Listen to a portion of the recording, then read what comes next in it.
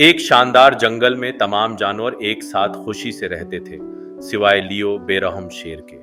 वो जंगल का बादशाह था, मगर उसने अपने रिवड़ की हिफाजत करने के बजाय उन्हें खौफजदा कर रखा था। उसकी आंखों में सख्ती और गुरूर था और हर जानवर उससे डरता था। जानवर एक दायरे में जमा होकर सरगोशी करते हैं। खरगोश के चेहरे पर खौफ और बेबसी थी। हम खौफ में नहीं रह सकते, लेकिन हम क्या कर सकते हैं, वो बहुत ताकतूर है। फिर जानवरों ने एक मंसूबा बनाने का फैसला किया। गलहरी ने अपनी आंखों में उम्मीद की चमक के साथ कहा, आइए हम उसे दिखाएं कि मेहरबान होना बेरहमी से बेहतर है। तोता बोलता है, हम एक जंगली मेले का एहतिमाम कर सकते हैं, उसे हमारे साथ आना होगा।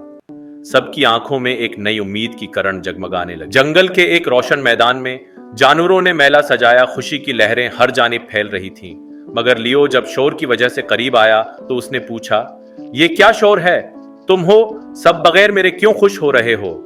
उसकी आवाज में बेचैनी थी, जो उसके दिल की अंदरूनी कश्मकश को जाहिर करती थी।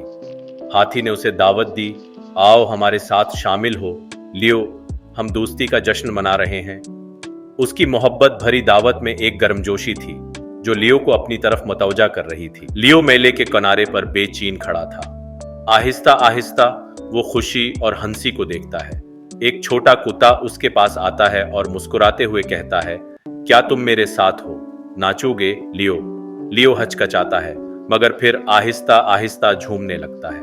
उसके दिल में खुशी का एक गर्म एहसास पैदा होता है और उसकी आंखों में एक नई रोशनी चमकने लगती है। इस दिन के बाद लियो एक मेहरबान बादशाह बन गया और जंगल खुशी और दोस्ती में फलने फूलने लगा। जानवरों के दिलों में खुशी और अमन की लहरें दौड़ गईं और जंगल की हवा मेहरबानी से महक उठी।